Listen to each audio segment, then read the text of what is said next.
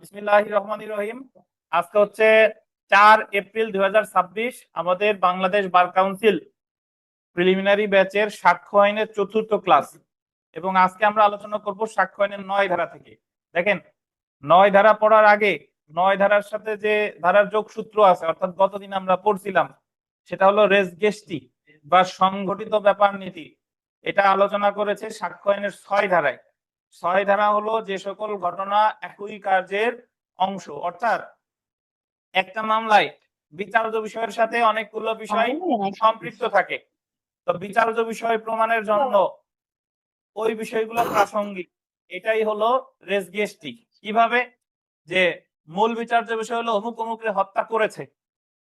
এখন হত্যা করার আগে বা পরে তাদের মধ্যে কেমন সম্পর্ক ছিল, পূর্ব শত্রুতা ছিল কিনা, লোকজন ওখানে কারা কারা উপস্থিত ছিল, অর্থাৎ মূল বিচার্য বিষয় প্রমাণের জন্য যা যা দরকার সবকিছুই প্রাসঙ্গিক। কত ধারায়? 6 ধারায়। এখন 6 ধারায় রেস গেস্টি নীতিটি শুধুমাত্র কোন ধরনের মামলার ক্ষেত্রে প্রযোজ্য বলেন? ফৌজদারি।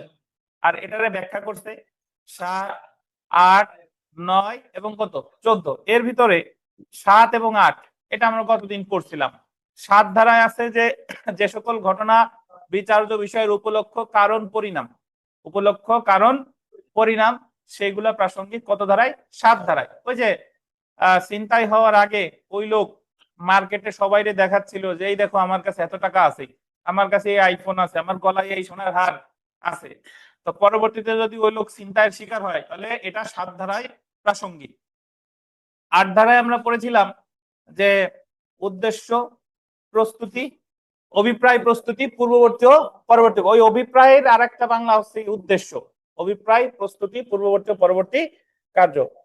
যেরকম আপনার হচ্ছে ওই বলা যেতে পারে যে যখন ঘটনা ঘটেছে তখন অপরাধী বাড়িতে ছিল, কিন্তু ঘটনা ঘটার পরে সে পলাতক। আগে গরিব ছিল, পরে বড়লোক হয়েছে। তো এগুলাই হচ্ছে উপলক্ষ, এগুলাই হচ্ছে আপনার অভিপ্রায়, প্রস্তুতি, পূর্ববর্তী বা পরবর্তী কার্য। এগুলো প্রাসঙ্গিক। কত ধারায়? 8 ধারায়। এখন আজকে আমরা যেটা আলোচনা করব, দেখেন 9 ধারা। 9 ধারায় বললেছে যে প্রাসঙ্গিক বিষয় ব্যাখ্যা করার জন্য যে বিষয়গুলো প্রয়োজন, facts necessary to explain or introduce relevant facts.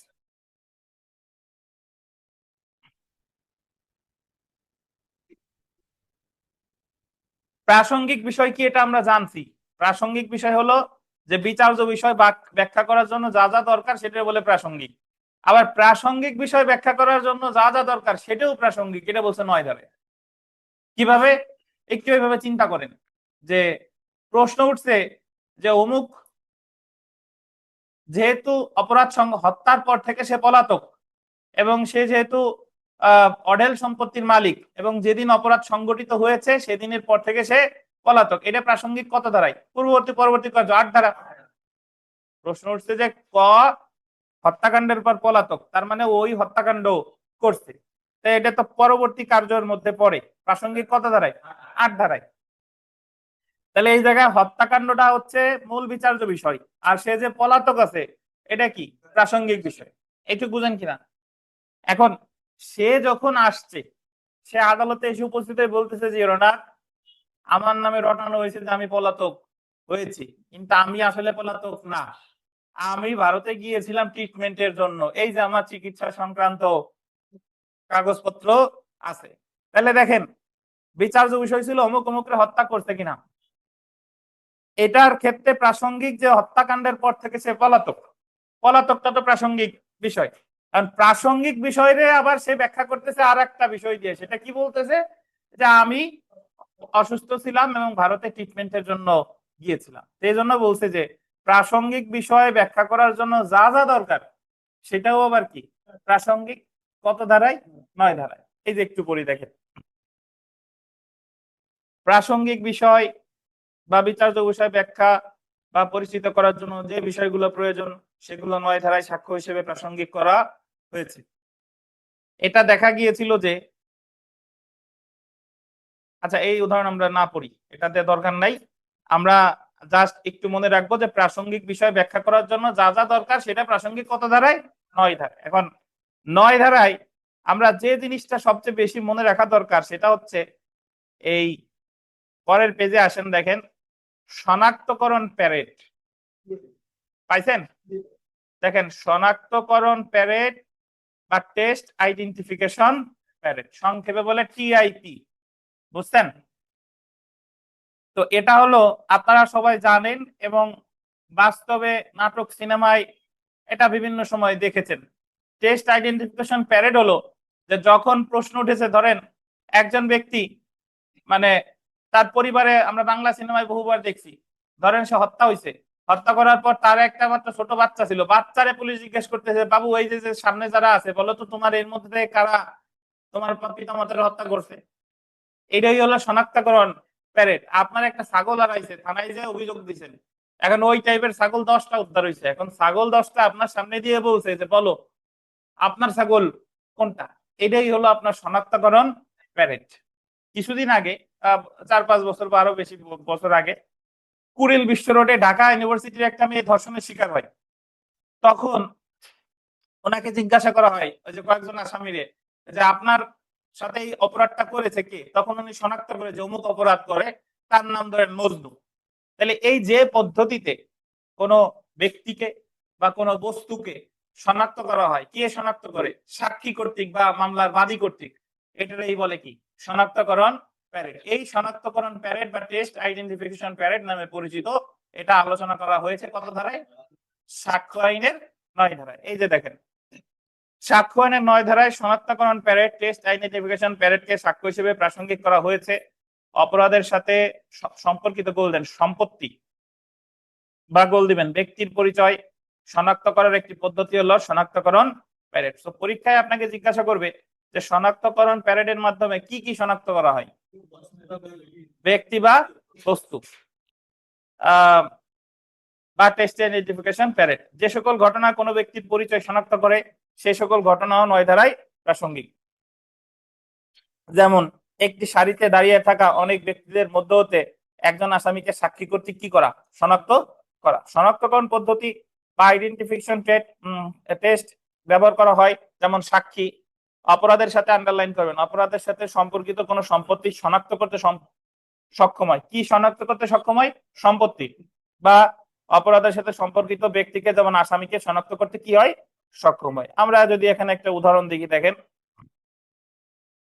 যে খুনের মামলায় বেঁচে যাওয়া একমাত্র শিশুর বক্তব্য যে 3 জন আক্রমণকারী তার পিতা এবং মাতাকে জখম করেছিল। শনাক্তকরণ পদ্ধতি ব্যবহার করে শিশুটি যে আসামিকে শনাক্ত করেছে তার সত্যতা নির্ধারণ করা যেতে পারে।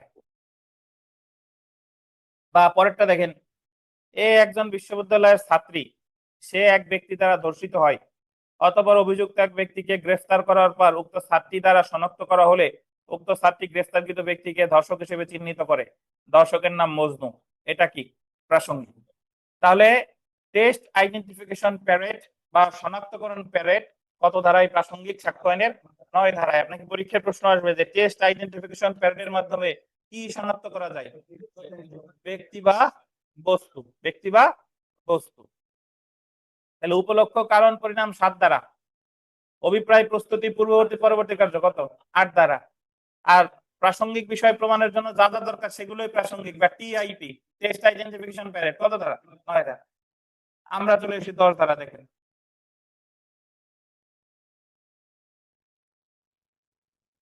ধারা 10, অভিন্ন অভিপ্রায়ের লক্ষ্যে ষড়যন্ত্রকারী দ্বারা কোনো কাজ করা বা বলা। things said or done by conspirator in reference to goal দেবেন common design। দুইটা জিনিস এখানে মনে রাখবেন। যদি বলে অভিপ্রায় কত ধারা আছে? 8 ধারা। যদি বলে অভিন্ন অভিপ্রায় 10 ধারা।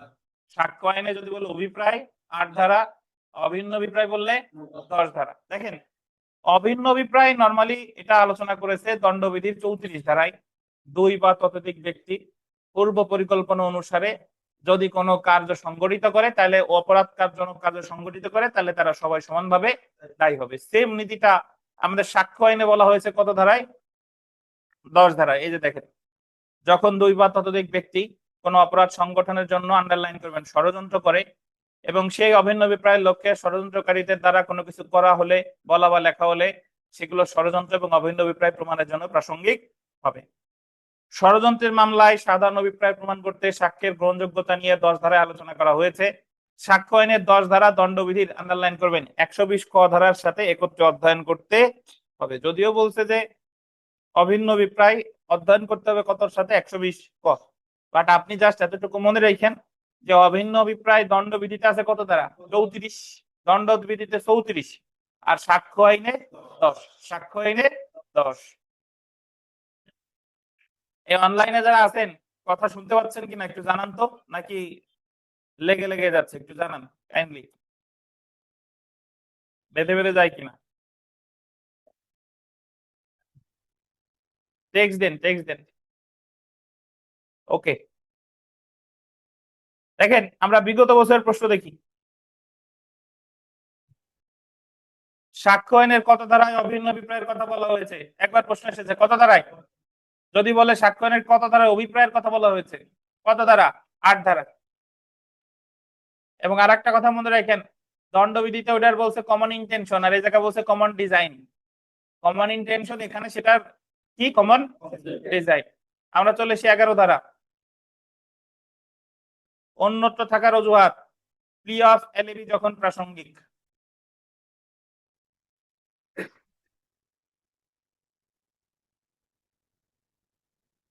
দেখেন প্লি শব্দের অর্থ হলো অজুহাত, আর এলএবি মানে হলো অন্যত্র, অন্যত্র থাকার অজুহাত। মামলা হয়েছে আসামির বিরুদ্ধে। এখন আসামি বলতেছে যে অপরাধ যেদিন সংগঠিত হয়েছে আমি সেদিন ঘটনাস্থলে ছিলাম না, আমি ছিলাম অমুক জায়গায়। অপরাধ হয়েছে ঢাকায়, আমি ছিলাম ওই দিন চট্টগ্রামে।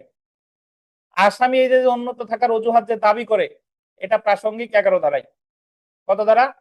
11 ধারা। তাহলে আমরা এখন থেকে মনে রাখবো যে অন্যত্র থাকার দাবিটা কে করে? আসামি, অভিযুক্ত ব্যক্তি। এবং এটা প্রাসঙ্গিক সাক্ষ্য আইনের কত ধারায়? 11 ধারা। এবং আসামি যখন দাবি করলো অন্যত্র থাকার অজুহাত, এটা আসামিকেই প্রমাণ করতে হবে, মানে সাক্ষ্য দিয়ে তাকেই প্রমাণ করতে হবে যে সে যে অন্যত্র ছিল। এটা হলো 103। দুইটা জিনিস বুঝেন না, এক হলো 11 ধারায় বলছে প্রাসঙ্গিক, মানে তুমি যে অন্যত্র ছিলা এটা তোমার কথা বলার অধিকার আছে, এটা এই মামলার ক্ষেত্রে প্রাসঙ্গিক। কত ধারা? 11। এখন প্রাসঙ্গিক তো হলো তোমাকেই এটা সাক্ষ্য প্রমাণ দিয়ে প্রমাণ করতে হবে, এটা বলছে 103। তাহলে যদি বলে প্রাসঙ্গিকতার কথা তাহলে 11, যদি বলে কে প্রমাণ করবে? আসামি। কত ধারা? 103। এই যে দেখেন, সাক্ষ্য আইনের 11 ধারায় অন্যত্র থাকার অজুহাত বা প্লি অফ এলিবি কে প্রাসঙ্গিক করা হয়েছে। এলিবি অর্থ হলো অন্যত্র বা এলসওয়্যার, যে ঘটনার জন্য কোনো ব্যক্তিকে অভিযুক্ত করা হয়েছে ঘটনার সময় সে অন্যত্র ছিল বলে দাবি করা হলে অন্যত্র থাকার অজুহাত বা প্লি অফ এলিবি। তাহলে যদি পরীক্ষায় প্রশ্ন আসে যে অন্যত্র থাকার অজুহাতে কি বলে? প্লি অফ এলিবি। কত ধারায় আছে? 11 ধারায়। দেখেন সাক্ষ্য আইনের আন্ডারলাইন করবেন 103 ধারা অনুযায়ী অন্যত্র থাকার অজুহাত বা প্লি অফ এলিবি প্রমাণের ভার অভিযুক্ত ব্যক্তির উপর বর্তায়, যিনি এটা দাবি করে এটা তার উপরই বর্তায়। আমরা চলে আসি, দেখেন সংক্ষেপে জেনে রাখা ভালো। এই 11 আর 103 কে বুঝেন নাই বলেন তো? অনেকে বুঝেন নাই, জায়গা আছেন এখনো। বিশেষ বসছেন? কি বসছেন জোরে বলেন দি।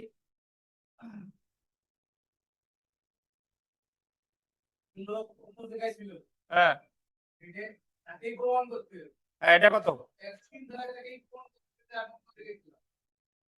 হ্যাঁ, আর আর কি 11 কি আছে তাই? এটা মজুয়াত। হুম হুম, এটাও আগে বললেন 103, তাই 11 কি?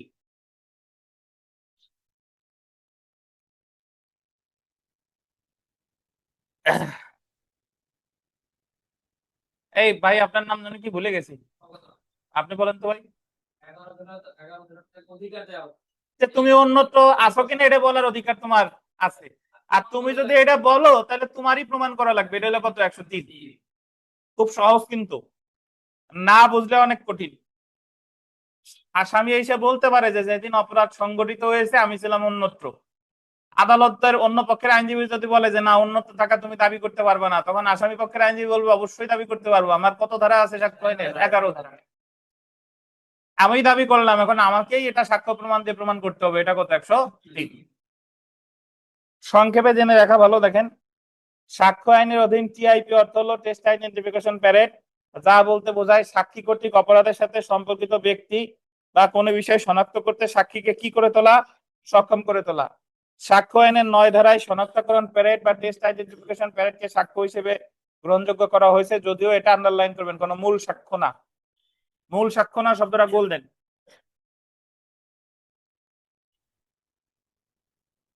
অনেকে এই কথাটার অর্থ আমরা বুঝি না। মূল সাক্ষ্য কারে বলে ভাই? যে সাক্ষ্য দ্বারা মামলা 100% প্রমাণ করা যায় সেটা হলো মূল সাক্ষ্য। যে খাবার দ্বারা আমাদের পেট ভরে সেটা হলো মূল খাবার। চানাচুর বিস্কুট এগুলো কিন্তু মূল খাবার না, এগুলো হলো অনুসমর্থন প্রকৃতি, সহায়ক। মানে আমরা হালকা খিদে লাগছে খাইলাম, বাট আমার যদি পেট ভরতে হয় খাইতে হবে কি, ভাত রুটি খাওয়া লাগবে নাকি? তাহলে ঠিক একই ভাবে একটা মামলা প্রমাণের জন্য সাক্ষীরা আদালতে উপস্থিত হয়ে যে সাক্ষ্য দেয় সেটার বলে মূল সাক্ষ্য। বুঝছেন? আপনি মামলা করছেন, আপনি আপনার মানিত সাক্ষীদের আনছেন, আপনার সাক্ষীদের আসামি পক্ষের আইনজীবী আবার কি করছে, জেরা করছে। এই যে সাক্ষ্য প্রদান জেরা হচ্ছে এটাই হলো মূল সাক্ষ্য। এছাড়া একটা মামলায় বাদ বাকি অন্যান্য যা আছে ম্যাক্সিমামই হলো সমর্থনমূলক সাক্ষ্য, করবোরেটিভ এভিডেন্স। এই যে টেস্ট আইডেন্টিফিকেশন প্যারেড বলেন, 161 বলেন, 164 বলেন, তারপরে ওই যে এক্সপার্ট বলতেছে যে অমুকের স্বাক্ষর না, এই সবগুলো হলো সমর্থনমূলক সাক্ষ্য। এগুলো হলো কখন ব্যবহার করে? যখন আমার মূল সাক্ষীর কথার সাথে এই কথাগুলো মিলে যায়, তখন এইগুলা আদালত গ্রহণ করে। আর যদি সাক্ষীর কথার সাথে এইগুলা না মিলে তখন আবার এগুলা আদালত কি গ্রহণ করবে না। তো আমরা যেটা মনে রাখবো যে টেস্ট আইডেন্টিফিকেশন প্যারেড কি মূল সাক্ষ্য না, এটা মূল সাক্ষ্য না। সাক্ষ্য আইনের 11 ধারায় প্লি অফ এলবি কে প্রাসঙ্গিক করা হয়েছে। সাক্ষ্য আইনের 103 ধারা অনুযায়ী প্লি অফ এলবি প্রমাণের ভার অভিযুক্ত ব্যক্তির উপর বর্তায়, যে ব্যক্তি এলবি দাবি করে তার উপর কি বর্তায়। বিগত বছরের 1 নম্বর প্রশ্ন দেখেন, প্লি অফ এলবি প্রমাণের দায়িত্ব ড্যাশ কার? আসামির। তারপরে 3 নাম্বার প্রশ্ন 3, অভিন্ন অভিপ্রায়ের লক্ষ্যে ষড়যন্ত্রকারী দ্বারা কোনো কাজ করা বা বলা সাক্ষ্য আইনের ড্যাশ ধারায় প্রাসঙ্গিক করা হয়েছে। কত ধারায়? 10 ধারা। 7 নাম্বার প্রশ্নটা বিবিআই দেখেন। 7 নাম্বার প্রশ্ন হলো, নির্দিষ্ট দিনে চিটাগাঙ্গে এ কোনো অপরাধ করেছিল কিনা? যে সকল ঘটনা প্রমাণ করে যে উক্ত দিনে এ ঢাকাতে ছিল, উক্ত ঘটনার সময় বলতেন প্রাসঙ্গিক। কত ধারায়? প্রাসঙ্গিক কত ধারায়? 11 ধারায়। আর যদি বলতো যে অন্যত্র ছিল, এটা তারই প্রমাণ করা লাগবে, তাইলে উত্তর হতো কত? 103। বুঝছেন? 8 নাম্বার বিবিআই, একটু দাঁড়ান। হ্যাঁ, আসসালামু আলাইকুম।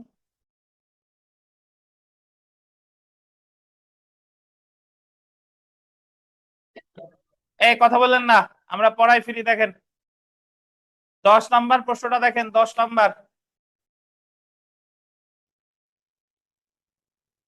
ক্ষতিপূরণের মামলায় নিম্নলিখিত কোনটি প্রাসঙ্গিক হতে পারে? একেবারে সর্বশেষ প্রশ্নটা সেলফ প্র্যাকটিসের, স্বীকৃতি আর দোষ স্বীকারোক্তির উপরে দেখেন, ক্ষতিপূরণের মামলায় নিম্নলিখিত কোনটি প্রাসঙ্গিক হতে পারে? উত্তর বলেছে যে সকল বিষয় আদালতকে ক্ষতিপূরণ নির্ধারণে কি করে, সক্ষম করে। এই ডান পাশে দেখেন ধারা কত? 12। ক্ষতিপূরণের মামলা সাধারণত কখন করে? ক্ষতিপূরণের মামলা করে এরকম যে অমুক আমারে নিয়ে আজে বাজে মন্তব্য করছে, এত কোটি টাকা ক্ষতিপূরণ চাই। অমুক আমাকে কাজ করতে যে আরো ক্ষতি করছে, এত কোটি টাকা ক্ষতিপূরণ চাই। তাহলে ক্ষতিপূরণের মামলার ক্ষেত্রে আদালত সেই সকল বিষয় প্রাসঙ্গিক যেগুলো ক্ষতিপূরণ নির্ধারণে আদালতকে কি করে, সক্ষম করে। কত ধারায় বলছে? 12 ধারা। কত ধারা? 12 ধারা। সো আপনি মনে রাখবেন ক্ষতিপূরণের মামলা সংক্রান্ত ধারা কত? 12। এখানে ধারা 13টা একটু লেখেন, নিচে লেখেন ধারা 13, একটু লেখেন ধারা 13। 13 ধারা দিয়ে লেখেন, অধিকার বা প্রথা সম্পর্কে, অধিকার বা প্রথা সম্পর্কে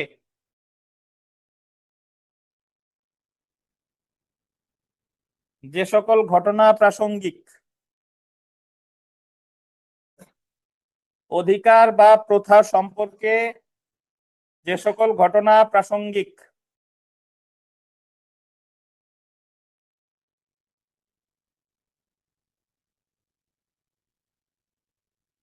বলেন তো রেলিভেন্সি অফ ফ্যাক্টস, বিষয়ের প্রাসঙ্গিকতা, এই অধ্যায়টা কত থেকে কত ধারা? আমরা এই যে প্রথমে পড়ছিলাম ওই জায়গা 5 থেকে 55, 5 থেকে 55 ধারায় আমরা যত জায়গা পড়বো সব হলো প্রাসঙ্গিক। কোনটা প্রাসঙ্গিক কোনটা প্রাসঙ্গিক না। তো তাহলে আমরা 5 ধারায় পড়ছিলাম যে কোন কোন বিষয়ে সাক্ষ্য দেওয়া যেতে পারে, বিচার্য বিষয়, প্রাসঙ্গিক বিষয়। 6 ধারায় রেজ গেস্টি বা সংগঠিত ব্যাপার নীতি, রেজ গেস্টি শব্দটা ওখানে একবারও আছে নাই। 7 ধারায় পড়ছি উপলক্ষ, কারণ, পরিণাম। 8 ধারায় পড়ছি অভিপ্রায়, প্রস্তুতি, পূর্ববর্তী বা পরবর্তী কার্য। 9 ধারায় পড়ছি আপনার টেস্ট আইডেন্টিফিকেশন, প্যারেড। 10 ধারায় পড়ছি অভিন্ন অভিপ্রায়। 11 ধারায় পড়ছি কি প্লি অফ অ্যালিবি। 12 ধারায় পড়ছি ক্ষতিপূরণের মামলায় যা যা প্রাসঙ্গিক হতে পারে। আর 13 ধারায় এসে পড়লাম অধিকার বা প্রথা সংক্রান্ত মামলায় যে সকল বিষয় প্রাসঙ্গিক হতে পারে, সেটা বলেছে কত ধারায়? 13 ধারায়। বুঝছেন? এখন যদিও আমরা ওখানে ব্যাখ্যা করেছিলাম যে রেজ গেস্টি নীতিটি প্রতিফলিত হয়েছে 6 ধারায়, বাট ব্যাখ্যা করছে 7, 8, 9 এবং 14। এখন যদি কেউ বলেন স্যার 14 তো পড়াইলেন না, 14 আমার দরকার নাই, কারণ আমাদের সময় কম। সময় কম বলতে এমন না যে আমরা কম আপনাদের ফাঁকি দেওয়া হবে, এখানে প্রতিটা ধারা এভাবে বোঝানো হবে কোথা থেকে প্রশ্ন হতে পারে। তো বাংলাদেশ বার কাউন্সিল বলেন, বিসিএস বলেন, জুডিশিয়ারি বলেন, এগুলার প্রস্তুতি যখন কেউ শুরু করে সবার আগে জানা দরকার কি কি পড়বো, এর চেয়ে সবার আগে জানার দরকার আমি কি কি পড়বো না। বুঝতে পারছেন? একটা পুকুরে আপনি জানেন যে অমুক জায়গায় হলো মাছ আছে, জাল অমুক জায়গায় ফেললে পারা যাবে। এখন আপনি করতেছেন না আগে অমুক জায়গায় হাইটে যাবো না, আগেই ফেলতে জাল ফেলতে ফেলতে ফেলতে ফেলতে যাবো। হ্যাঁ আপনি যেতে পারেন, কিন্তু এটা হবে কি পণ্ডশ্রম। বুঝতে পারছেন? আমার তো দরকার যে কম পরিশ্রমে যাতে বেশি বেশি আমি যাতে ভালো করতে পারি সেটা। তো যে যে ধারা পড়বো না, নতুন অনেকে আছেন পুরাতনরা জানে যে যে ধারা পড়বো না, আপনার দরকার ওই ধারার জানার। আপনি আইনজীবী হন, তারপরে এই এই যা যা পড়ি না এগুলোর উপর আপনি থিসিস করেন, সমস্যা নাই। কিন্তু আপাতত যা যা জানার দরকার সেগুলো জানলেই হবে। আমরা চলে আসি স্বীকৃতি এবং দোষ স্বীকারোক্তি, এখানে চলে আসেন।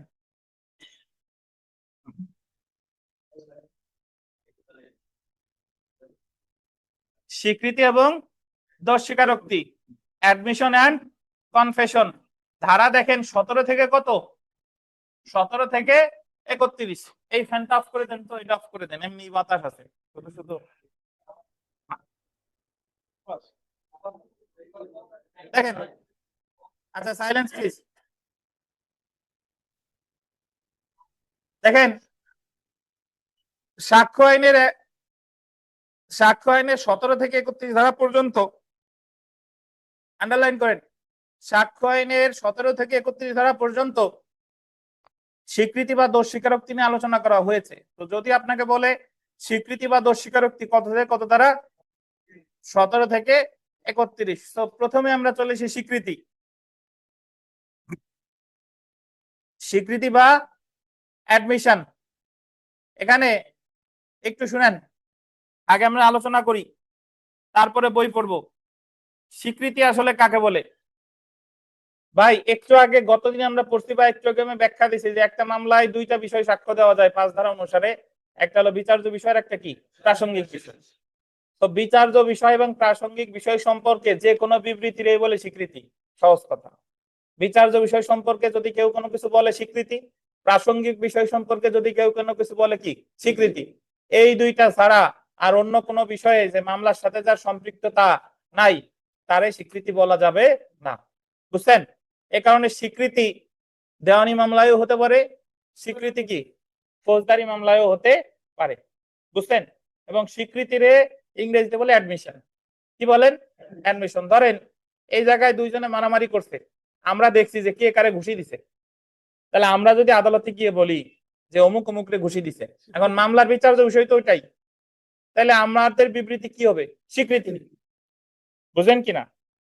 এখন স্বীকৃতির একটা ধরন হচ্ছে স্বীকারোক্তি বা কনফেশন। কনফেশন কি? আমাদের সাক্ষ্য আইনে কনফেশনের কোনো সংজ্ঞা দেওয়া হয় নাই, তবে কনফেশন হলো যে যখন কোনো ব্যক্তি নিজের দোষ নিজে স্বীকার করে তখন প্রথমত সেটা হলো স্বীকৃতি। কারণ আমরা জানি নিজের দোষ নিজে স্বীকার করা এটাও তো এই মামলার ক্ষেত্রে প্রাসঙ্গিক, প্রাসঙ্গিক না? তাহলে নিজের দোষ নিজে স্বীকার করা, প্রথমত সেটা হচ্ছে স্বীকৃতি, পরবর্তীতে সেই স্বীকৃতি রূপান্তরিত হচ্ছে কি স্বীকারোক্তিতে বা কনফেশনে। এবং এই কনফেশন বা স্বীকারোক্তি এটা শুধুমাত্র ফৌজদারি মামলার ক্ষেত্রেই প্রযোজ্য। অ্যাডমিশন কোন মামলা? দেওয়ানি ফৌজদারি উভয়, কিন্তু কনফেশন ফৌজদারি। একটু এ জায়গায় সূক্ষ্ম পার্থক্য আছে, বুঝেন, অনেকে হয়তো বা গলিয়ে ফেলেন। আমি একজনকে ঘুষি দিয়ে নাক ফাটাই দিছি ধরেন, এখন আমি যদি ম্যাজিস্ট্রেটের কাছে গিয়ে বলি যে আমি ঠান্ডা মাথায় তারে ঘুষি দিছি, তাহলে প্রথমত এটা হচ্ছে স্বীকৃতি, পরবর্তী এটা হচ্ছে কি স্বীকারোক্তি, বুঝেন কিনা? কিন্তু আমি যদি এইভাবে বলতাম যে ও আমারে এসে আজে বাজে কথা বলছে তারপরে আমি ঘুষি দিছি, এটা আবার স্বীকারোক্তি হতো না। স্বীকারোক্তি হতে হলে একেবারে প্রি প্ল্যান অনুসারে কাজটা করছেন, আপনি কোনো অজুহাত দেখাইতে পারবেন না, বুঝতে পারছেন? কিন্তু যদি আমি বলতাম যে অমুক অমুকের নাকে ঘুষি দিছে, আমি হলো দেখছি, আমার দোষ তো আমি নিজে স্বীকার করি নাই, অমুক অমুকরে করছে, তখন এটা কি স্বীকৃতি, তখন এটা স্বীকৃতি। আর আমি যদি আমার দোষ স্বীকার করি, প্রথম এটা স্বীকৃতি, পরবর্তী এটা কি স্বীকারোক্তি, বুঝেন কিনা? আচ্ছা, আমরা একটু 17 ধারাটা পড়ি, দেখেন এখানে বইতে আছে স্বীকারোক্তি, বাট অ্যাকচুয়ালি হবে কি স্বীকৃতি। অ্যাডমিশনের বাংলা কি হবে? স্বীকৃতি। 17 ধারায় স্বীকৃতির সংজ্ঞা দেওয়া হয়েছে।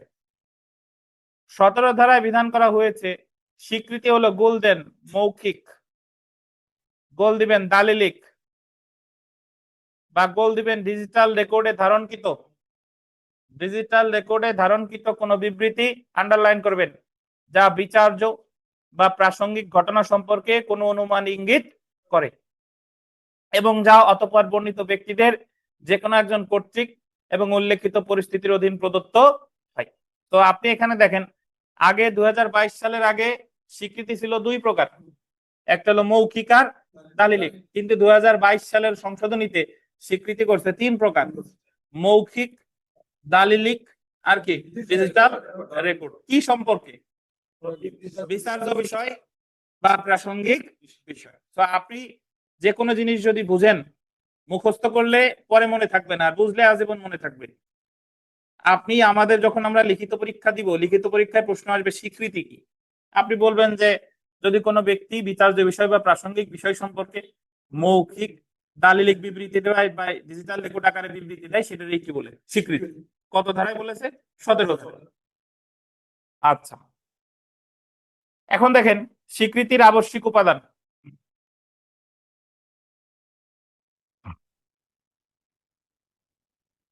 এই কথা বলেন কারা? কথা যার বলার আছে বাইরে গিয়ে বলে আসেন। দেখেন, এটা অবশ্যই একটি বিবৃতি বা স্টেটমেন্ট হতে হবে। এমন বিবৃতি মৌখিক বা দালিলিক হতে পারে বা ডিজিটাল রেকর্ড আকারে ডিজিটাল রেকর্ডে ধারণকৃত হতে পারে। এমন বিবৃতি বিচার্য বিষয় বা প্রাসঙ্গিক বিষয় সম্পর্কে কোনো অনুমান ইঙ্গিত করবে। আর এমন বিবৃতি যে কোনো ব্যক্তি কর্তৃক কত ধারায় 18 থেকে 30 ধারায় উল্লেখিত পরিস্থিতিতে প্রদত্ত হতে হবে। সো দেখেন, এভিডেন্স অ্যাক্ট 2022 এর দ্বারা, এভিডেন্স অ্যামেন্ডমেন্ট অ্যাক্ট 2022 দ্বারা স্বীকৃতির সংজ্ঞায় ডিজিটাল রেকর্ডে ধারণকৃত বিবৃতি অন্তর্ভুক্ত করা হয়েছে। সুতরাং সংশোধন অনুসারে 17 ধারায় স্বীকৃতি গোল দিবেন তিন প্রকার। কয় প্রকার? তিন প্রকার। একটা দেখেন মৌখিক স্বীকৃতি, ওরাল এডমিশন, দালিলিক স্বীকৃতি, ডকুমেন্টারি এডমিশন, ডিজিটাল রেকর্ডে ধারণকৃত স্বীকৃতি, statement contained in digital record. এখন আমরা চলে আসি যাদের বক্তব্য স্বীকৃতি বলে গণ্য হবে, স্বীকারোক্তি আছে, হবে কি স্বীকৃতি বলে গণ্য হবে, ব্র্যাকেটে লেখেন 18 ধারা। যাদের বক্তব্য স্বীকৃতি বলে গণ্য হবে, কত ধারা? 18 ধারা।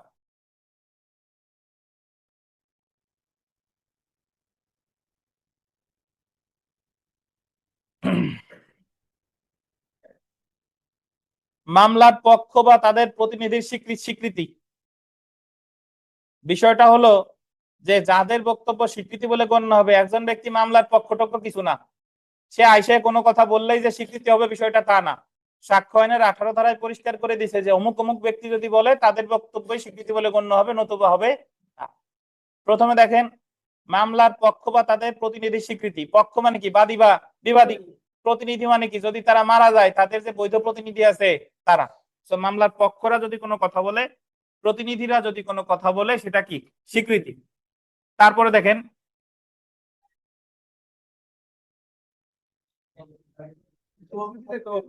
ধরুন না, আর আপনি মানে কথা শুনেন নাই আমার। এই জায়গা যত জায়গা স্বীকারোক্তি আছে হবে কি স্বীকৃতি। 17 ধারায় স্বীকৃতি, 18 ধারায়ও কি স্বীকৃতি। এখানে স্বীকারোক্তি ভুল লিখছে হবে না। 2 নাম্বার দেখেন, কারণ আপনার যদি মামলায় কাটতে কষ্ট হয়, যে কষ্ট করে বই কিনছি, তারা সাফাই দিছে আর ইনি হলো মুখ দিয়ে বলতেছে, ইনার কথার এত দাম নাই, মৌখিক জিনিসের দাম কম, তাইলে কাটেন না। আর যদি মনে করেন যে না স্যারের কথা শুনবো, তাইলে কাটেন। দেখেন, না মৌখিক সাক্ষ্যের দাম বেশি তখন যখন দালিলিক কোনো বিষয় নাই। এখন আমি তো মৌখিক সাক্ষ্য দিয়ে ওনারে দালিলিক বিষয় কাটতে বলতেছি, এখন উনি তো ভাবতে পারে যে না ওনার কথা শুনে এই জিনিস কাটবো না, থাক এই জায়গা।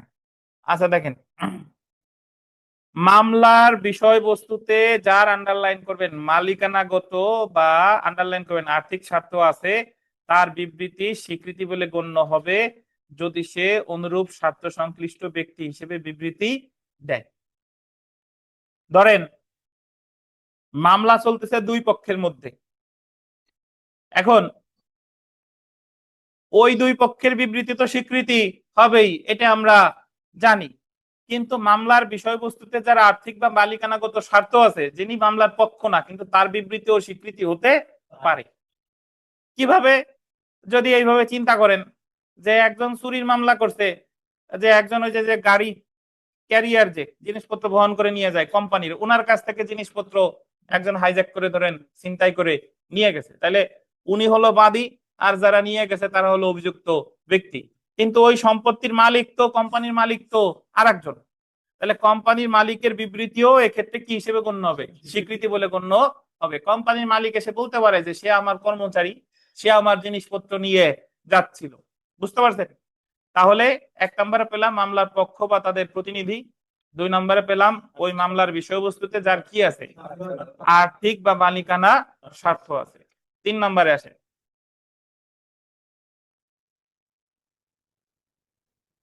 যে গোলাম কিবরিয়া স্ক্রিনে তাকায়েন না ভাই, ভাবতেছেন যে ব্যাংকের কাজ শেষ, এবার একটু এই জায়গায় তাকায়েন না।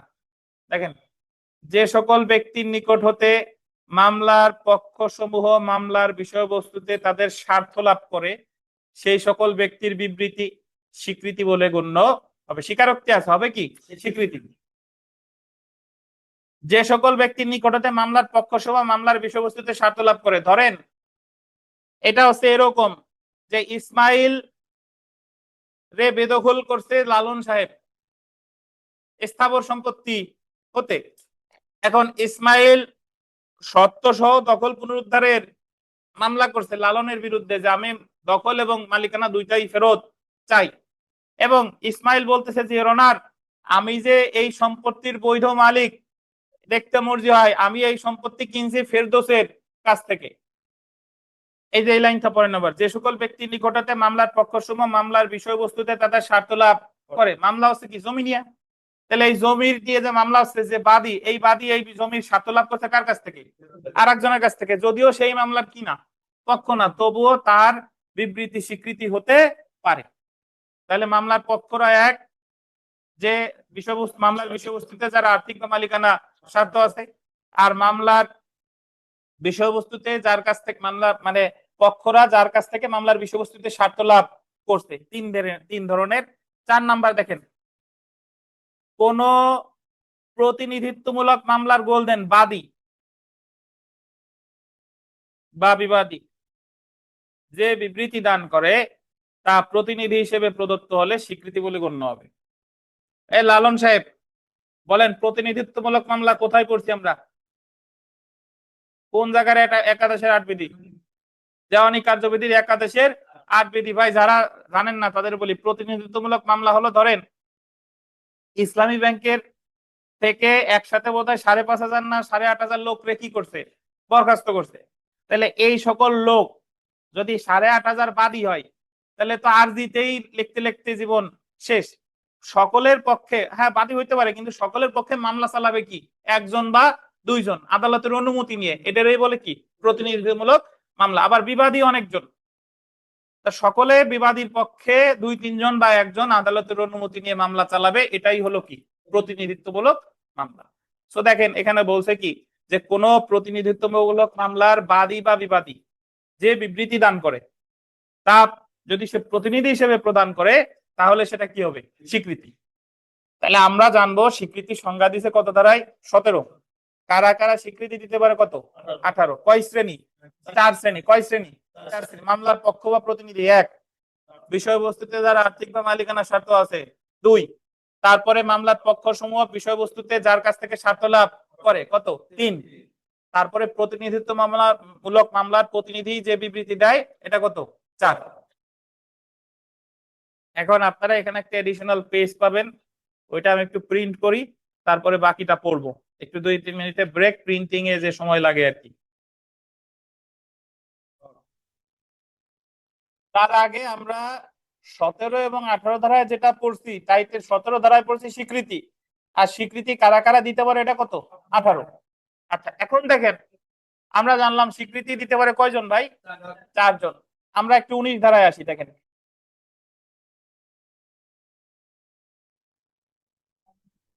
মকদ্দমার পক্ষ নয় এমন তৃতীয় কোনো ব্যক্তির বিবৃতি কোন পরিস্থিতিতে স্বীকৃতি হতে পারে সেটা 19 ধারায় আলোচনা করা হয়েছে।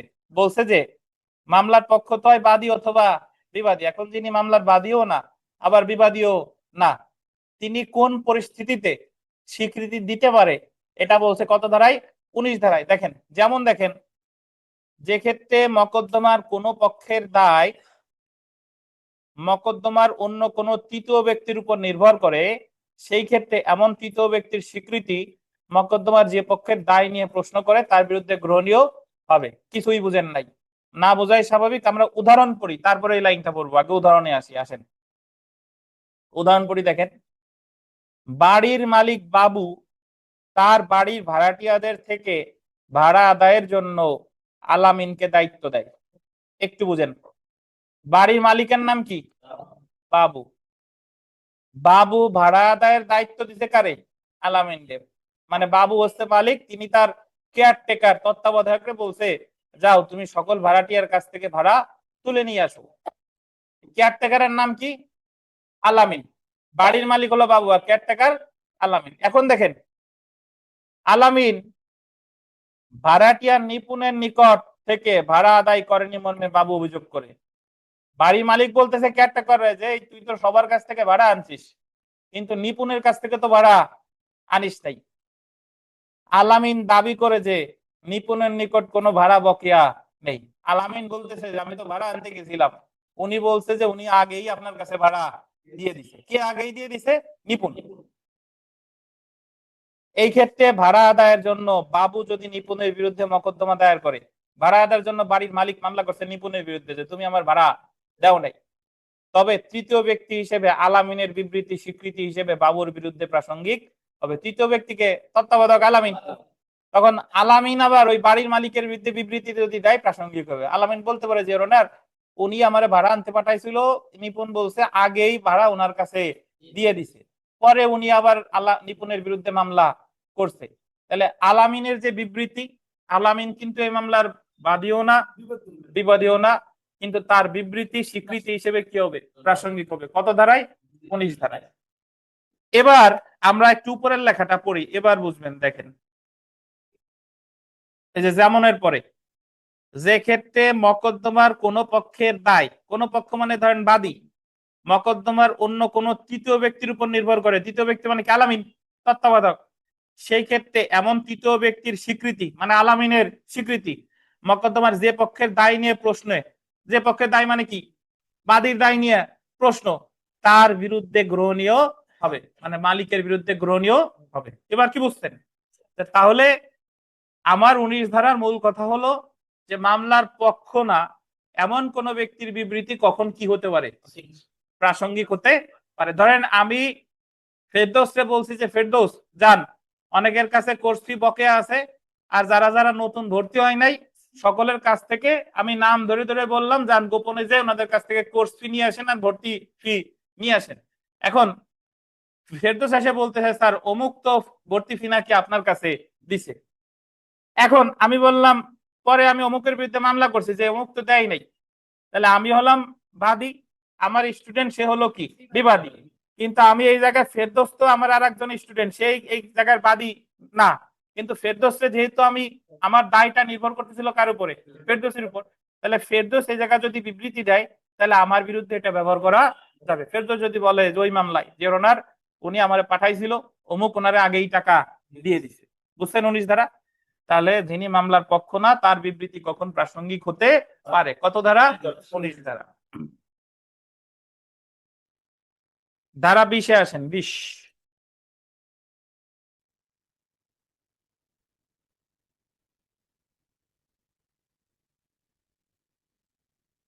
20 ধারা অনুসারে মকদ্দমার কোন পক্ষ কোন তথ্য বা মতামতের জন্য, এটা আন্ডারলাইন করেন, তথ্য বা মতামতের জন্য যখন কোনো বিষয়, আন্ডারলাইন করবেন, তৃতীয় কোনো ব্যক্তির নিকট উল্লেখ করে, তখন উক্ত তৃতীয় ব্যক্তির তথ্য বা মতামত দ্বারা মকদ্দমার পক্ষ বাধিত হবে। 19 আর 20 অলমোস্ট সেম, বাট 19 ধারা হলো যে এক পক্ষের দায় নির্ভর করতেছে তৃতীয় ব্যক্তির উপরে, আর 20টা হলো এক পক্ষ তার তথ্য বা মতামতের জন্য তৃতীয় ব্যক্তির উপর নির্ভর করতেছে। কিভাবে, একটা প্রশ্ন উদাহরণ পড়ি তারপরে এইটুকু বুঝবেন। দেখেন, প্রশ্ন হলো কাবির কর্তৃক খাইরুলের নিকট বিক্রিত একটি ঘোড়া সুস্থ কিনা। কাবির হলো ঘোড়া বিক্রেতা আর খাইরুল হলো কি ক্রেতা। প্রশ্ন হচ্ছে যে কাবির যে ঘোড়াটা বিক্রি করছে এই ঘোড়াটা কি সুস্থ কিনা। কাবির খাইরুলকে বলে যে গনির নিকট যাও এবং জিজ্ঞাসা করো, সে ঘোড়া সম্পর্কে সবকিছু জানে। কাবির ধরেন ঘোড়ার খামার আছে, এখন খাইরুল গেছে কাবিরের কাছে ঘোড়া কিনতে, যে আমি একটা ঘোড়া কিনবো, ঘোড়া দেখান। সে বলতেছে যে গনি আমার কর্মচারী, গনির কাছে যাও, ও ঘোড়া সম্পর্কে সব, ঘোড়ার স্বভাব চরিত্র সব জানে, ওর কাছে যাও। এখন ওর কাছে যখন গেছে, গনি বলছে কি এই ঘোড়া কেনার দরকার নাই, মালিকের মতো ঘোড়া ও পাগল, এই জায়গায় কোনো কাজ হবে না, ঠিক আছে। এখন দেখেন, ঘোড়া সম্পর্কে গনির বিবৃতি স্বীকৃতি হিসেবে প্রাসঙ্গিক হবে। গনি যদি বলে ঘোড়াটি অসুস্থ এবং পরবর্তীতে কাবির যদি বলে ঘোড়াটি সুস্থ, মানে যার কাছে পাঠাইছে সে বলছে এই ঘোড়া খারাপ, এখন মালিক বলতেছে না এই ঘোড়া ভালো, কিন্তু মালিক এই তথ্য জানার জন্য কার কাছে পাঠাইছে, গনির কাছে পাঠাইছে। তবে গনি কর্তৃক প্রদত্ত বিবৃতি কাবিরের বিরুদ্ধে ব্যবহার করা যাবে। তাহলে আগেরটার দায়িত্ব, ভাই একটু অপেক্ষা করেন আমি আসতেছি, আগেরটার দায়িত্ব দিছিলাম কার কাছে, আগেরটা হলো তাই, বারান্দার দায়িত্ব দিছিলাম আলামিন রে, আর এবার হলো নির্ভর করতেছে কি তথ্য, কিন্তু জিনিস দুইটা কিন্তু কি একই রকমের। এবার প্রথম লাইনটা পড়ি, বুঝবেন। দেখেন, 20 ধারা অনুসারে মকদ্দমার কোন পক্ষ কোন তথ্য বা মতামতের জন্য যখন কোন বিষয় তৃতীয় ব্যক্তির নিকট উল্লেখ করে, দেখছেন কোন পক্ষ বা মতামতের জন্য কার কাছে যাইতে বলছে, গনির কাছে, তখন উক্ত তৃতীয় ব্যক্তির তথ্য বা মতামত দ্বারা মকদ্দমার পক্ষ কি থাকবে, বাধিত হবে। মানে আমি তো পাঠাইছি অমুকের কাছে, এখন অমুক যা বলবে সেটাই প্রাধান্য পাবে, আমার কথা প্রাধান্য পাবে না, কারণ আমি তো প্রথমেই বলতে পারতাম যে অমুকের কাছে তার যাওয়ার দরকার নেই, আমার জিনিস আমি বলতেছি। তো তাহলে কোন মামলায় তৃতীয় ব্যক্তির স্বীকৃতি কখন প্রাসঙ্গিক হবে, এটা আছে কত ধারায়, 19 আর 20। 19 আর 20 দুইটা কিন্তু একই রকমের। 19 হলো দায় আর 20 হলো ওই যে তথ্যর জন্য নির্ভর করতেছে। একটু দাঁড়ান, আমার কাছে একটা লোক আসছে, ওনার সাথে একটু কথা বলে আসি। আচ্ছা, সাইলেন্স। আমরা 21 ধারা পড়বো। দেখেন, এই কথা বলেন না, মনোযোগ দেন। স্বীকৃতি স্বীকৃতিকারীর বিপক্ষে প্রমাণ করা যায় কিন্তু পক্ষে প্রমাণ করা যায় না। An admission may be proof against but not in favor of its maker. মানে হলো আমি একটা স্বীকৃতি দিছি, এটা সামনের কোন মামলায় ওই কথাটা আমার পক্ষে ব্যবহার করা যাবে না, কিন্তু আমার বিপক্ষে ব্যবহার করা যাবে। উদাহরণ দিলে বুঝবেন। আমি ফেরদৌসের কাছে স্বীকার করছি যে আমি অমুকের কাছে 2 লাখ টাকা পাই, 2 লাখ টাকা পাই, ও আজ দেই কাল দেই দেবো দেবো করে আর দিচ্ছে না। তো ঠিকই ধরেন আমি এই ফেরদৌসরে এই কথা শেয়ার করার পরে 5 মাস পরে তার বিরুদ্ধে আমি মামলা করছি। 2 লাখ টাকা আদায়ের মামলা করছি। এখন আমি যে কথাটা মামলা করার আগে ফেরদৌসের কাছে বলছিলাম, ফেরদৌস যদি ওই মামলায় সাক্ষী হিসেবে বলে যে ইওর অনার, উনি মামলা করার আগে ঠিকই আমার কাছে বলছিল যে এই যে মামলা করছে উনি আসলেই অমুকের কাছে টাকা পায়। এখন আগের কথাটা আমার মামলার ক্ষেত্রে আমার পক্ষে যায় না বিপক্ষে যায় বলেন?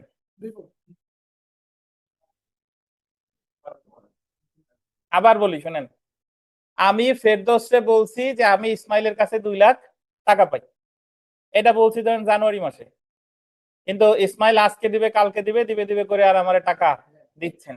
এখন জুন মাসে গিয়ে আমি ইসমাইলের বিরুদ্ধে ওই 2 লক্ষ টাকা আদায়ের মামলা করছি। তাহলে আমি মামলা করার আগে যে স্বীকৃতিটা দিছিলাম, এই স্বীকৃতিটা ফেরদৌসের কাছে যে দিছিলাম যে আমি ইসমাইলের কাছে টাকা পাই, ফেরদৌস এসে যদি ওই মামলায় বলে তাহলে ওই কথাটা কি আবার পক্ষে যায় না বিপক্ষে যায়? আমার পক্ষে যায় না পক্ষে যায়। কারণ ফেরদৌস যদি বলে যে ওনার উনি মামলা করার আগে আমার কাছে এই কথা বলছিল, তাহলে যে কথা আমার পক্ষে যায় এটা আমার পক্ষে ব্যবহার করা যাবে না। কিন্তু আমি যদি বলতাম ফেরদৌসের কাছে যে আমি অমুকের কাছে কোনো টাকা পয়সা পাইতাই না, কিন্তু ওর বিরুদ্ধে একটা মামলা আমার একটা করা লাগবে, যে ওর কাছে এত টাকা পাই একটা মামলা দেওয়া লাগবে, এবং ঠিকই আমি এই পরে গিয়ে তার কাছে আমি মামলা করছি, তখন আবার ফেরদৌস এসে বলতে পারতো যে ওনার উনি আসলেই কোনো টাকা পয়সা পায় না, কারণ মামলা করার আগে আমার কাছে বলছে যে অমুকের কাছে কোনো টাকা পাবে না। এই লাইনটা পড়ি দেখেন, স্বীকৃতি স্বীকৃতিকারীর বিপক্ষে প্রমাণ করা যায়। দেখছেন, মানে আমি যে স্বীকৃতি দিছিলাম এটা আমার বিপক্ষে প্রমাণ করা যাবে কিন্তু পক্ষে প্রমাণ করা যায় না। কত ধারার বিষয়বস্তু? 21। একটু পড়ি দেখেন,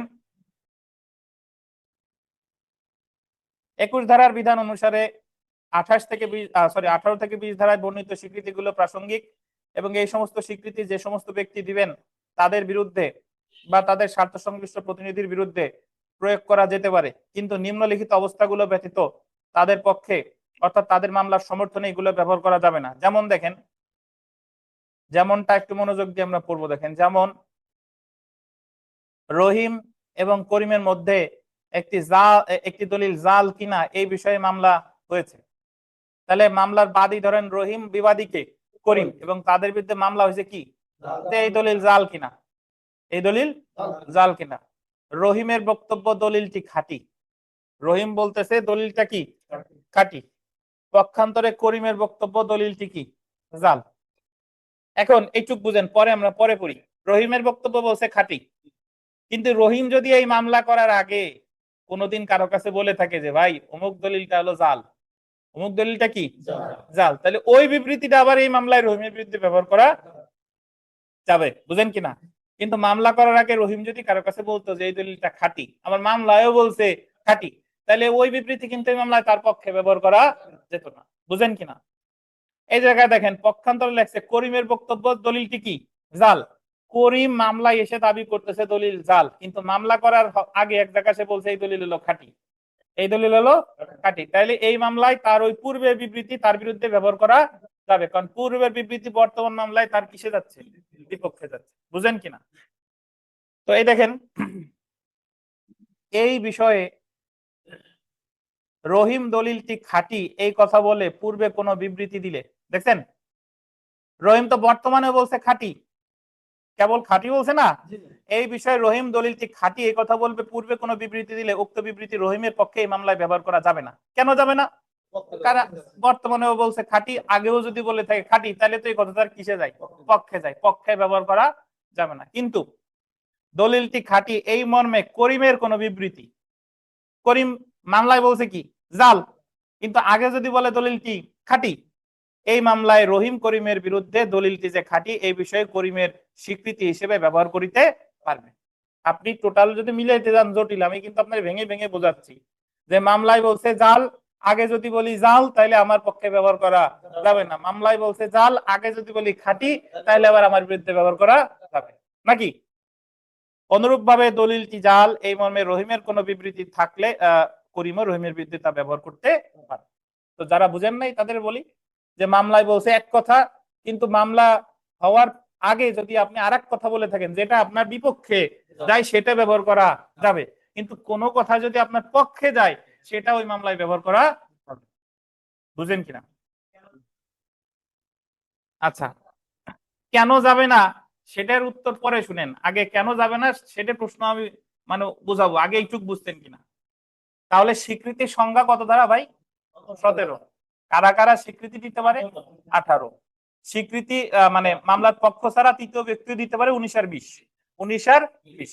আর 21 এসে বললো স্বীকৃতি স্বীকৃতিকারীর পক্ষে প্রমাণ করা যাবে না, বিপক্ষে প্রমাণ করা যাবে। এখন উনি জিজ্ঞেস করছে কেন যাবে না। ভালো প্রশ্ন। কেন যাবে না এই কথা হলো, যদি পক্ষে ব্যবহার করা যেত তাহলে মামলা করার কয় মাস আগে সবাই পক্ষে করার কথা বলে নিত, বলে নিতে ভবিষ্যতে মামলা করতো, তাহলে ডাকে আনতাম যে ওনার এই যে দেখেন মামলা করার আগে ওর কাছে এই কথা বলছিলাম। বুঝছেন? আচ্ছা, এখন প্রশ্ন হলো এইটা বলতে পারেন যে স্যার কখনোই কি পক্ষে প্রমাণ করা যাবে না? কখনোই কি পক্ষে প্রমাণ করা যাবে না? যাবে, বিশেষ পরিস্থিতিতে যাবে। উদাহরণস্বরূপ বলা যায় মৃত্যুকালীন ঘোষণা। একজন ব্যক্তি মারা যাওয়ার আগে ডাক্তারের কাছে বলে গেছে অমুক অমুক অমুক আমার পার্শ্ববিক অত্যাচার করছে, যে কোনো সময় মারা যেতে পারি, এবং ঠিকই সে মারা গেছে। তখন ওই ব্যক্তিটার হত্যা মামলায় তার স্বীকৃতি তার পক্ষে ব্যবহার করা যাবে। এটা তার পক্ষে যাচ্ছে না ভাই? বুঝতেন? তাহলে ব্যতিক্রম আছে। ব্যতিক্রম কি?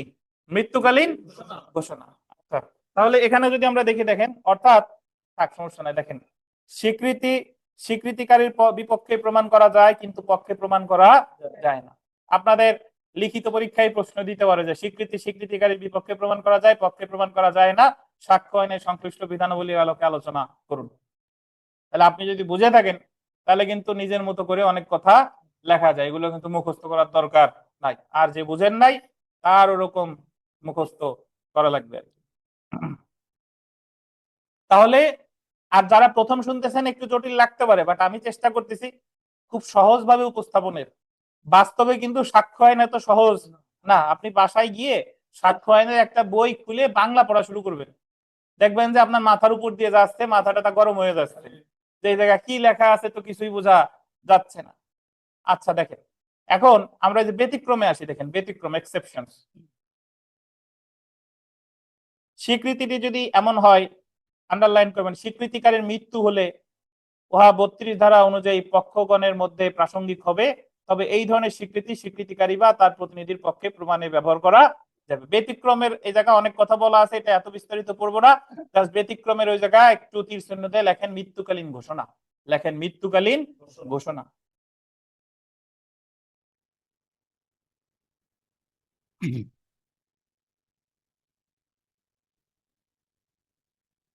কি বলেন? তাহলে স্বীকৃতিকারীর পক্ষে প্রমাণ করা যাবে না, বিপক্ষে প্রমাণ করা যাবে। কত ধারায় বলছে? 21 ধারা। এর ব্যতিক্রম কোনটা? মৃত্যুকালীন ঘোষণা, নাকি? এবার আসেন আমরা পরের ধারায়, যে দলিলের ক্ষেত্রে মৌখিক স্বীকৃতি যখন প্রাসঙ্গিক হয়। আন্ডারলাইন করেন, দলিলের ক্ষেত্রে মৌখিক স্বীকৃতি যখন কি হয়? প্রাসঙ্গিক হয়। আচ্ছা দেখি আপনারা পারেন কিনা বলেন তো, যে দলিলের বিষয়বস্তু ছাড়া সকল বিষয় মৌখিক সাক্ষ্য দ্বারা প্রমাণ করা যাবে। কত দ্বারায়? 59 দ্বারায় পড়ছিলাম। দলিলের বিষয়বস্তু ছাড়া সকল বিষয় কি দ্বারা প্রমাণ করা যায়?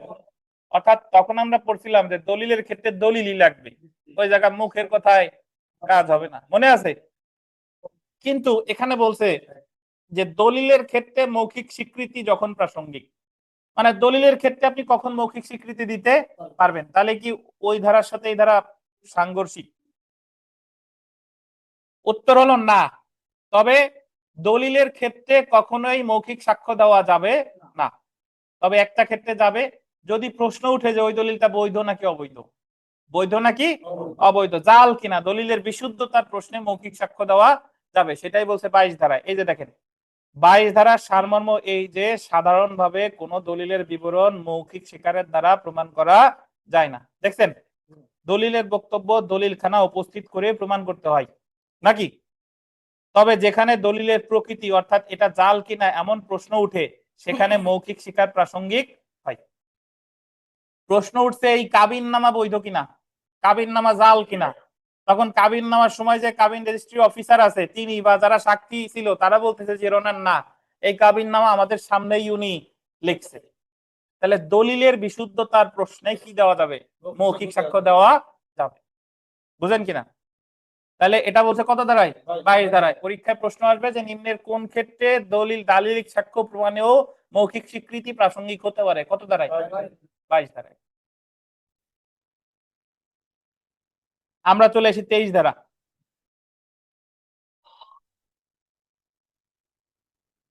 দেওয়ানি মামলায় যখন স্বীকৃতি প্রাসঙ্গিক হবে না, আন্ডারলাইন করেন, দেওয়ানি মামলায় যখন স্বীকৃতি প্রাসঙ্গিক হবে না। আশেপাশে লেখেন দুইটা ক্ষেত্রে, দুইটা ক্ষেত্রে।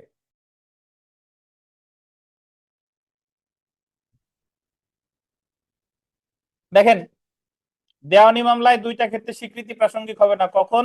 যখন আমি একজনের কাছে স্বীকৃতি দিছি, তারে বলছি যে ভাই তোমার কাছে স্বীকৃতি দিলাম, তুমি কিন্তু এই কথা মামলায় বলতে পারবা না। এটা এক। আর দুই নাম্বার হয়েছে কারোর সাথে ধরেন আমার চুক্তি হয়েছে যে এই যে স্বীকৃতি দিলাম নিজেদের মধ্যে, এটা কোর্টের বাইরে ব্যবহার করা যাবে, মামলায় ব্যবহার করা যাবে না। তাহলে দেওয়ানি মামলায় দুইটা ক্ষেত্রে স্বীকৃতি প্রদান করা যাবে না। কত ধারায় বলছে? 23 ধারায়। কত ধারায়? 23 ধারায়। এই যে দেখেন, 23 ধারা অনুসারে দেওয়ানি মামলায় কোন স্বীকৃতি যদি এমন কোন প্রকাশ্য শর্তাধীন হয়ে থাকে যে এই বিষয়ে কোনো সাক্ষ্য দেওয়া হবে না, অথবা বিচারকালে আদালত যদি অনুমান করতে পারেন যে স্বীকৃতি এমন পরিস্থিতিতে হয়েছিল যখন পক্ষগণের মধ্যে, আন্ডারলাইন করেন, কথা হয়েছিল যে স্বীকৃতি বিষয়ে কোনো সাক্ষ্য দেওয়া যাইবে না, তখন এই প্রকার স্বীকৃতি প্রাসঙ্গিক হবে না। কিরকম? একটু এভাবে মনে রাখেন যে আদালতে আমি একটা ফৌজদারি মামলার রেফারেন্স দিই আর কি। ধরেন যৌতুকের মামলা করছে, তারপরে আসামি পক্ষ আপোষের শর্তে জামিন নিছে যে আমরা এক জায়গা বসে আপোষ মীমাংসা করব। এখন মামলায় যাই থাকুক না কেন, দুই পক্ষ যখন এক জায়গা বইছে তখন কিন্তু অনেক কথা বেরিয়ে আসে। বলতেছে যে তুমি যৌতুক তো চাওয়াই হয় নাই, তুমি যৌতুকের মামলা করলা আপোষ মীমাংসায়। বলতেছে আমারে মারপিট না করলে তো যৌতুকের মামলা আমি করতাম না। তার মানে এই জায়গায় স্বীকারই করছে কি যৌতুক চাই নাই। কিন্তু এই কথাগুলো ওই সালিসির সমাবেশেই সীমাবদ্ধ থাকবে। এগুলো ওই জায়গায় রেকর্ডিং করে যদি আপনি কোর্টে যায়ও শোনান যে আহ, মানে আপোষ মীমাংসার সময় এই কথা বলছে, এগুলা কোর্টে কি হবে না? প্রাসঙ্গিক হবে না। তাহলে এই হচ্ছে কথা। দেখেন, যেমন দেখেন,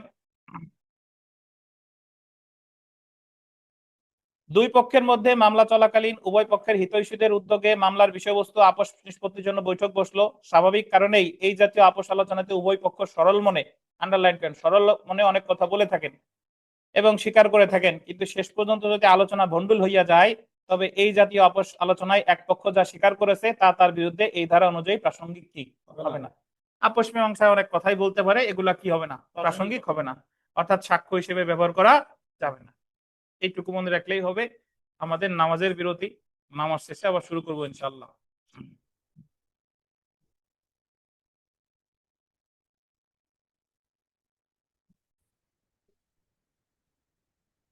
তো দেখেন, বিরতির পর শুরু করছি।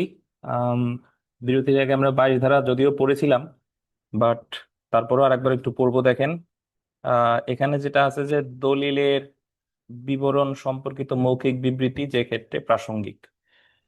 বিরতির আগে বলেছিলাম যে দলিলের ক্ষেত্রে মৌখিক সাক্ষ্য দেওয়া যায় না, তবে একটা ক্ষেত্রে মৌখিক সাক্ষ্য দেওয়া যায় যদি প্রশ্ন ওঠে যে দলিলটি চাল কিনা বা দলিলটি খাঁটি কিনা। দেখেন, সাক্ষ্য আইনের 22 ধারায় দলিলের বিবরণ বিষয়ে মৌখিক বিবৃতি প্রাসঙ্গিক হওয়ায় শর্তসমূহ উল্লেখ করা হয়েছে।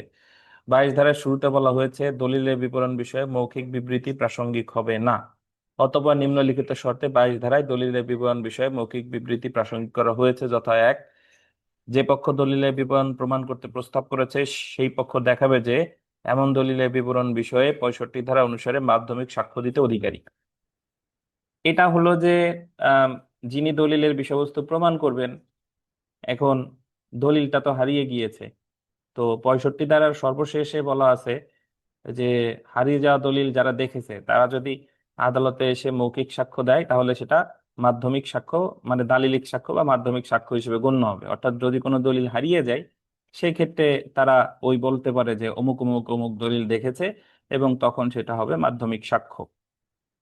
অতঃপর দেখেন, সেই পক্ষ দেখাবে যে বিরোধীয় দলিলটি খাঁটি বা প্রকৃত দলিল। আর এছাড়া কোন পক্ষ দেখাতে পারে যে এই দলিলটি হচ্ছে খাঁটি অথবা প্রকৃত দলিল। তো 2022 সালের সংশোধনীতে নতুন একটা ধারা যোগ করছে, সেটা হলো ডিজিটাল রেকর্ডের বিবরণ বিষয়ে মৌখিক বিবৃতি যে ক্ষেত্রে প্রাসঙ্গিক। দেখেন, ডিজিটাল রেকর্ড তো জানেন, এর আগের ক্লাসগুলোতে আলোচনা করেছি, audio video footage, CCTV footage, এগুলাই মোটামুটি ডিজিটাল রেকর্ড। সো যদি প্রশ্ন উঠে যে ডিজিটাল রেকর্ড কি, আপনার নর্মালি ডিজিটাল রেকর্ডের বিষয়ে ডিজিটাল রেকর্ড দিয়েই প্রমাণ করতে হবে, দলিলের মতো, দলিলের দালিলিক সাক্ষ্য দলিল দিয়েই প্রমাণ করতে হবে। কিন্তু যদি প্রশ্ন ওঠে যে এই ডিজিটাল রেকর্ড জাল অথবা এই ডিজিটাল রেকর্ড খাঁটি, খাঁটি না, এরকম প্রশ্ন উঠলে তাহলে সেই ক্ষেত্রে oral evidence can be given বা মৌখিক সাক্ষ্য দেওয়া যেতে পারে। দেখেন, এভিডেন্স অ্যামেন্ডমেন্ট অ্যাক্ট 2022 দ্বারা 22 ক ধারাটি নতুন করে যুক্ত করা হয়েছে। ডিজিটাল রেকর্ডের বিবরণ বিষয়ে মৌখিক বিবৃতি প্রাসঙ্গিক হওয়ার শর্ত 22 ক ধারায় উল্লেখ করা হয়েছে। 22 ক ধারায় বলা হয়েছে, উত্থাপিত ডিজিটাল রেকর্ডের বিশুদ্ধতা বিচারের বিষয়ভূত না হওয়া পর্যন্ত ডিজিটাল রেকর্ডের বিবৃতি বিষয়ে মৌখিক স্বীকৃতি প্রাসঙ্গিক না। মানে যতক্ষণ পর্যন্ত ওই ডিজিটাল রেকর্ডের প্রশ্ন উঠতেছে যে এটা তার বিশুদ্ধ কিনা, যদি প্রশ্নটা বিশুদ্ধ কিনা, সেই ক্ষেত্রে মৌখিক স্বীকৃতি দেওয়া যেতে পারে। এটাই হলো আপনার 22 ক। সো আপনি 22 ধারা মনে রাখবেন যে দালিলিক সাক্ষ্যের ক্ষেত্রে মৌখিক স্বীকৃতি কখন প্রাসঙ্গিক, আর 22 ক হচ্ছে ডিজিটাল রেকর্ডের ক্ষেত্রে মৌখিক স্বীকৃতি কখন প্রাসঙ্গিক। আচ্ছা, তো এখন আমরা চলে আসি দেওয়ানি মামলায় স্বীকৃতি কখন প্রাসঙ্গিক। দেখেন, দেওয়ানি মামলায় স্বীকৃতি কখন প্রাসঙ্গিক, ধারা 23। এটাও আমরা ওই পিডিএফ নোটটি থেকে পড়েছি। সাধারণত দেওয়ানি মামলায় স্বীকৃতি কখন প্রাসঙ্গিক এটার চেয়ে বরং 23 ধারায় বলেছে কোন কোন পরিস্থিতিতে স্বীকৃতি প্রাসঙ্গিক না। তো কোন কোন ক্ষেত্রে দেওয়ানি মামলায় স্বীকৃতি প্রাসঙ্গিক সেই সকল ক্ষেত্র 23 ধারায় বলা হয়নি, বরং 23 ধারায় বলা হয়েছে স্বীকৃতি কোন কোন ক্ষেত্রে প্রাসঙ্গিক না, সেই ক্ষেত্রসমূহ 23 ধারায় বলা হয়েছে। গোল দেবেন, দুইটি ক্ষেত্রে দেওয়ানি মামলায় স্বীকৃতি প্রাসঙ্গিক নয়, যদিও এখানে স্বীকারোক্তি আছে, বাট অ্যাকচুয়ালি তো হবে স্বীকৃতি, আপনারা জানেন। দুইটি ক্ষেত্রে দেওয়ানি মামলায় স্বীকৃতি প্রাসঙ্গিক না, যদি স্বীকৃতিটা এই শর্তে করা হয় যে এই স্বীকৃতি সম্পর্কে কোনো সাক্ষ্য দেওয়া হবে না। যদি এই যদি দুইজনে যখন একজন আর একজনের কাছে স্বীকার করছে তখন বলতেছে যে ভাই এই বিষয়ে কোনো সাক্ষ্য কিন্তু দেওয়া যাবে না, তাহলে দেওয়ানি মামলায় স্বীকৃতি প্রাসঙ্গিক না। যদি এইরূপ পরিস্থিতিতে স্বীকৃতি দেওয়া হয় যে এদের তাদের মধ্যে কোনো চুক্তি ছিল যে তারা এই স্বীকৃতি সম্পর্কে কোনো সাক্ষী দিবে না, তাহলে এখানে দুইটা বিষয়, হয় তাদের মধ্যে চুক্তি ছিল, নাই তাদের মধ্যে আগে থেকে কথা ছিল যে এই বিষয়ে সাক্ষ্য দেওয়া যাবে না, এই দুইটা ক্ষেত্রেই দেওয়ানি মামলায় স্বীকৃতি প্রাসঙ্গিক হবে না। তো আমরা যদি বিগত বছরের প্রশ্ন দেখি, দেখেন the evidence amendment, the evidence act 1872 admission সম্পর্কে বলা হয়েছে ড্যাশ ধারায়, অ্যাডমিশন সম্পর্কে বলা হয়েছে 17 থেকে 31। সো এখানে প্রচুর প্রশ্ন আছে, এগুলা পড়ে ফেলবেন। আমরা চলে আসি দোষ স্বীকারোক্তি বা কনফেশন। দেখেন, অধ্যায়টা হচ্ছে অ্যাডমিশন অ্যান্ড কনফেশন 17 থেকে 31। এখন আমরা তো একটু আগে ব্যাখ্যা করেছি যে বিচার্য বিষয় বা প্রাসঙ্গিক সম্পর্কে মৌখিক দালিলিক বা ডিজিটাল রেকর্ডে যদি কোনো বিবৃতি করে সেটারে বলে স্বীকৃতি। এখন স্বীকৃতি এটা দেওয়ানি মামলায়ও হতে পারে, এটা ফৌজদারি মামলায়ও হতে পারে। এখন যখন কোনো ব্যক্তি নিজের দোষ নিজে স্বীকার করে, নিজের দোষ নিজে স্বীকার করতেছে কোনো প্রকার আত্মপক্ষ সমর্থন ব্যতীত, অর্থাৎ সে নিজেকে বাঁচানোর জন্য কোনো চেষ্টা করতেছে না, বরং বলতেছে যে আমি ঠান্ডা মাথায় এই অপরাধটা করেছি, তখন প্রথমত যেহেতু একজন ব্যক্তি যদি নিজের দোষ নিজে স্বীকার করে, এটাও তো বিচার্য বিষয়ের সাথেই সম্পর্কিত। প্রথমত এটা স্বীকৃতি, এবং দ্বিতীয়ত এটা হচ্ছে স্বীকারোক্তি বা কনফেশন। তো এই কনফেশনের কোনো সংজ্ঞা সাক্ষ্য আইনে দেওয়া হয় নাই। এই কনফেশনকে আপনার অপরাধ স্বীকার, দোষ স্বীকারও বলে। এবং এই কনফেশন সম্পর্কিত যে বিধান, এটা হচ্ছে সাক্ষ্য আইনের 24 থেকে 30 ধারা পর্যন্ত আলোচনা করা হয়েছে, 24 থেকে 30। তো আমরা কনফেশনের যদি এখানে একটু দেখি, দেখেন, দোষ স্বীকার বা কনফেশন অর্থ, অপরাধ স্বীকারোক্তি বা দোষ স্বীকারোক্তি অর্থ কোনো প্রকার ভয়ভীতি বা প্ররোচনা ব্যতীত, এটা আন্ডারলাইন করবেন, ভয়ভীতি বা প্ররোচনা ব্যতীত স্বেচ্ছায় অভিযুক্ত কর্তৃক নিজের অপরাধের কথা স্বীকার করা, যে ক্ষেত্রে তিনি গোল দিবেন কোনো আত্মপক্ষ সমর্থনমূলক সেলফ ডিফেন্ডিং কোনো বক্তব্য প্রদান করে না। দোষ স্বীকারোক্তি এক প্রকারের স্বীকৃতি, মানে আপনার এই দোষ স্বীকারোক্তি এক প্রকার স্বীকৃতি। এজন্য যখন আমরা লিখিত পরীক্ষা দিব ওখানে একটা প্রশ্ন আছে যে সকল দোষ স্বীকারই স্বীকৃতি কিন্তু সকল স্বীকৃতি দোষ স্বীকার নয়, বা সকল স্বীকারোক্তি স্বীকৃতি কিন্তু সকল স্বীকৃতি স্বীকারোক্তি নয়। তো কোনো বিবৃতি দোষ স্বীকার হতে হলে কি কি থাকতে হবে, দেখেন, বিবৃতিটা অবশ্যই অ্যাডমিশন হতে হবে, স্বীকৃতি হতে হবে। এমন বিবৃতি দ্বারা বিবৃতি প্রদানকারী তার অপরাধ স্বীকার করে বক্তব্য দিবে, এবং যে সকল পরিস্থিতিতে সে অপরাধ করেছে সেই সকল পরিস্থিতির বর্ণনা দিবে। আমরা একটা উদাহরণ যদি পড়ি তাহলে আপনারা মোটামুটি আরো পরিষ্কার হবেন। দেখেন, এ বি কে খুনের অপরাধে অভিযুক্ত। এ কিভাবে বি কে খুন করেছে সেই ঘটনার বিবরণ দিয়ে বিবৃতি প্রদান করেছে। এমন বিবৃতি এর দোষ স্বীকারোক্তি মর্মে গণ্য হবে। কিন্তু এ যদি উক্ত স্বীকারোক্তিতে বলে যে তিনি খুনের সময় উন্মাদ ছিলেন, অর্থাৎ যিনি দোষ স্বীকার করতেছেন তিনি যদি বলেন তিনি খুনের সময় উন্মাদ ছিলেন, তাহলে এটাকে দোষ স্বীকারোক্তি বলা যাবে না। কেন বলা যাবে না? তিনি খুনের সময় উন্মাদ ছিলেন মানে নিজেকে বাঁচানোর চেষ্টা করতেছেন, কারণ দণ্ডবিধির 84 ধারা অনুসারে পাগল উন্মাদ যদি কোনো অপরাধ করে তাহলে সে ফৌজদারি দায় হতে অব্যাহতি পাবে। তো তাহলে আমাদের মনে রাখতে হবে যে যখন আমি এমন কোনো বক্তব্য দিয়েছি যেটা আমাকে বাঁচাতে সহায়তা করবে, সেক্ষেত্রে আমি দোষ স্বীকার করলেও সেটা কিন্তু কনফেশন হবে না। দোষ স্বীকার হতে হবে একেবারেই আপনার ঠান্ডা মাথায়, যে আমি পূর্ব পরিকল্পনা মাফিক তাকে হত্যা করেছি বা তার বাসায় চুরি করেছি বা তাকে আহত করেছি, এটাই। তো আমরা চলে আসি কনফেশনের প্রকারভেদ, টাইপস অফ কনফেশন। এখানে একটা বিষয় খেয়াল করা দরকার। কনফেশনের প্রকৃতপক্ষে কোনো প্রকারভেদ কিন্তু আলোচনা করে নাই। এটা আপনাকে ওই সাক্ষ্য আইনের কোথাও কনফেশনের প্রকারভেদ আলোচনা করে নাই।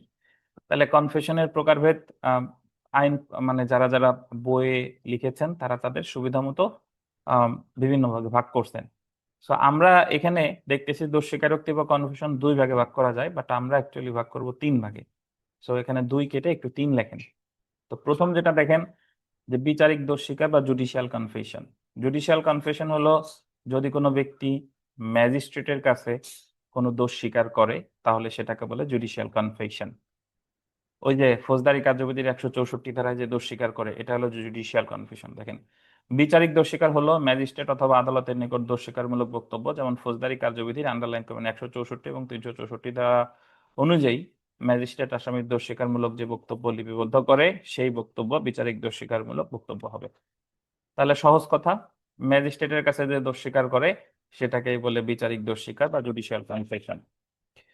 আমরা চলে আসি বিচার বহির্ভূত দোষ স্বীকার, এক্সট্রা জুডিশিয়াল কনফেশন। এটা খুব সহজ। ম্যাজিস্ট্রেট ব্যতীত যদি অন্য কোনো ব্যক্তির কাছে দোষ স্বীকার করে সেটাকে বলে এক্সট্রা জুডিশিয়াল কনফেশন। এটা সাধারণ কোনো ব্যক্তি হতে পারে, আপনার বন্ধু হতে পারে, ইভেন পুলিশও হতে পারে। যদিও পুলিশের কাছে দোষ স্বীকার গ্রহণযোগ্য হবে কি হবে না সেটা পরের বিষয়, বাট ম্যাজিস্ট্রেট ব্যতীত অন্য যে কোনো ব্যক্তির কাছে দোষ স্বীকার করলেই সেটাকে বলা হবে বিচার বহির্ভূত দোষ স্বীকার বা এক্সট্রা জুডিশিয়াল কনফেশন। দেখেন, যে দোষ স্বীকারোক্তি ম্যাজিস্ট্রেট বা আদালতের নিকট দেওয়া হয় না সেটা বিচার বহির্ভূত দোষ স্বীকারোক্তি। যেমন খ গয়ের নিকট চা পান করার সময় স্বীকার করে যে সে ক কে হত্যা করেছে।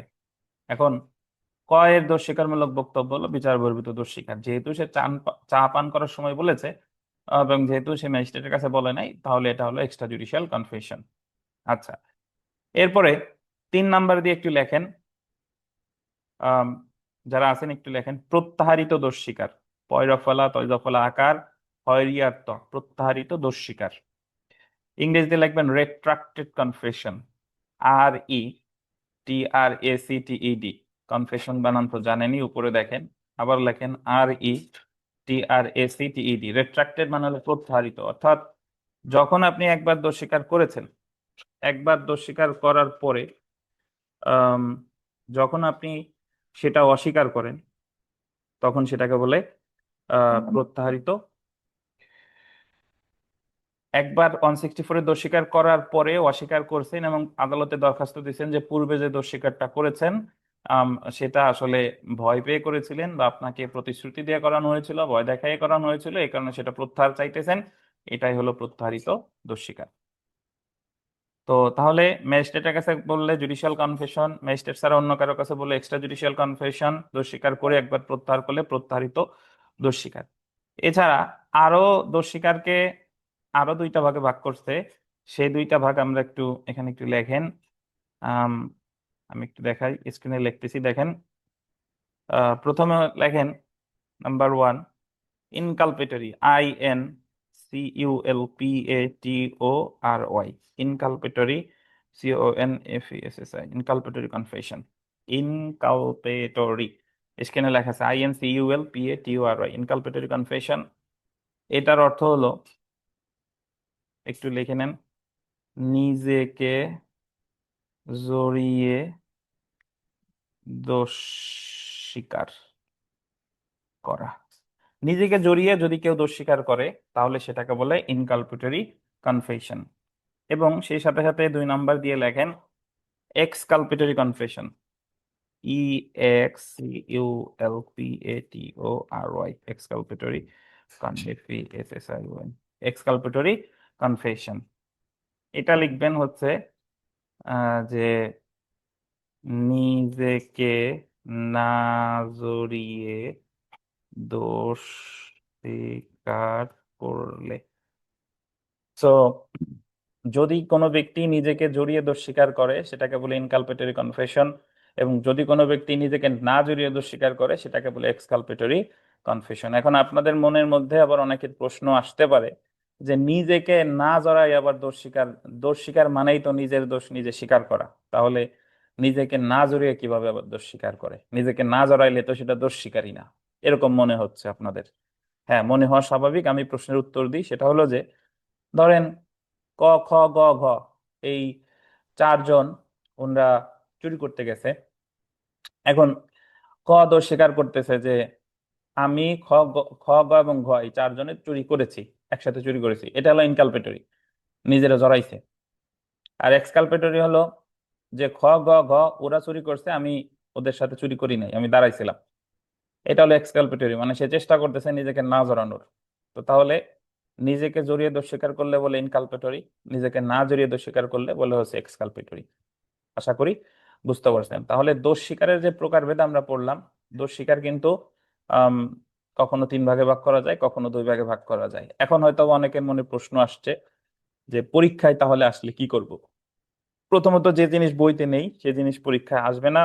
আর পরীক্ষায় যদি এসেও থাকে তাহলে আপনি ওই 2 বা 3-এর মধ্যে যে কোনো একটাই পাবেন। হয় অপশনে 2 থাকবে, না হলে 3 থাকবে।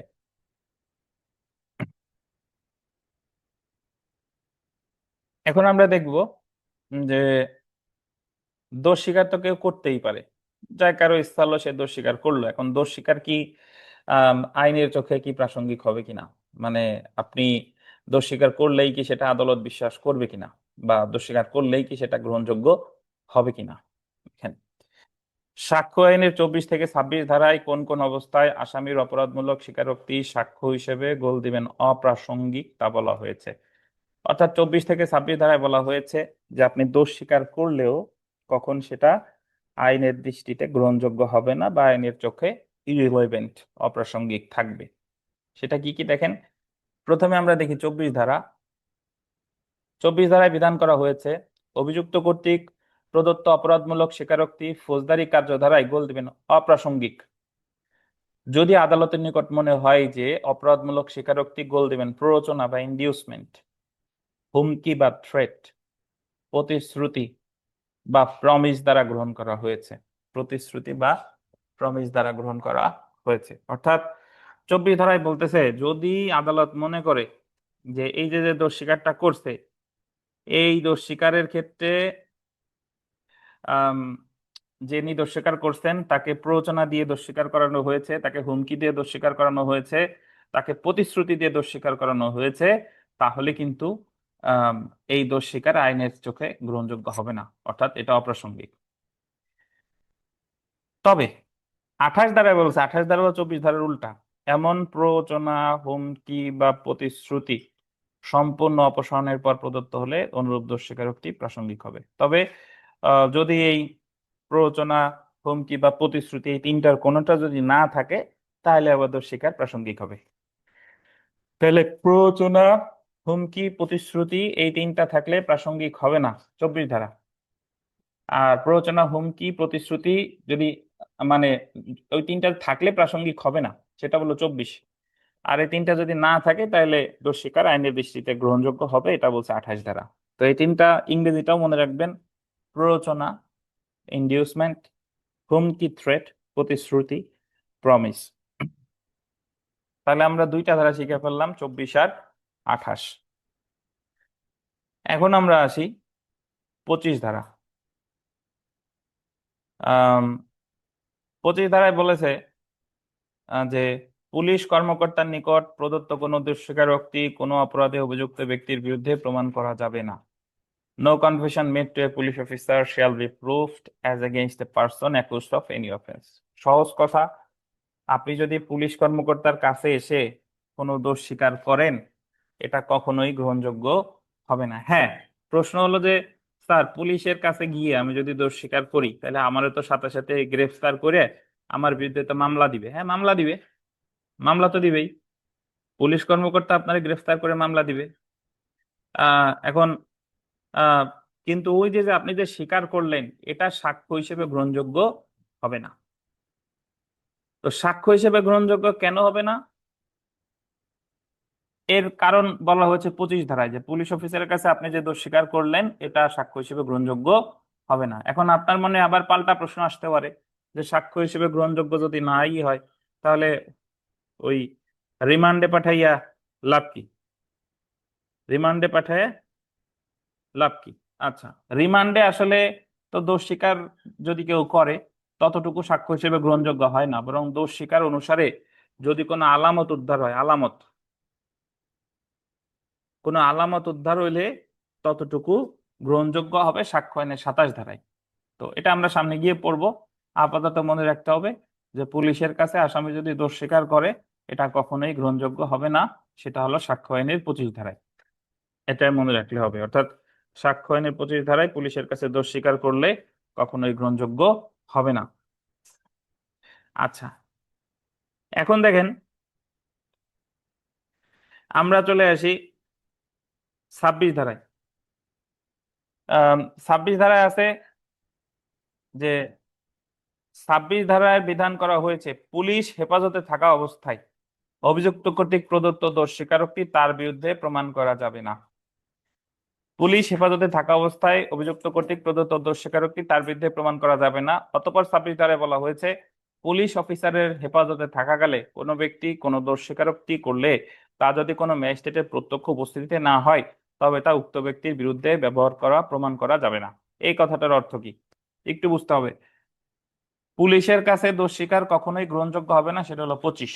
আর 26 ধারায় বলছে যে পুলিশ হেফাজতে থাকা অবস্থায় যদি আপনি অন্য কারো কাছেও দোষ স্বীকার করেন, এখন অন্য কেউ হতে পারে, যখন ধরেন দুইজনে জেলখানায় আছেন, দুইজনে থানার মধ্যে এক সেলে আটকানো আছেন, গ্রেফতারকৃত অবস্থায় আছেন, একজন আরেকজনের কাছে বলতেছেন যে আমি অমুককে হত্যা করছি, তাহলে পুলিশ হেফাজতে থাকা অবস্থায় যদি আপনি অন্য কারো কাছে দোষ স্বীকার করেন, তাহলে সেটা গ্রহণযোগ্য হবে না।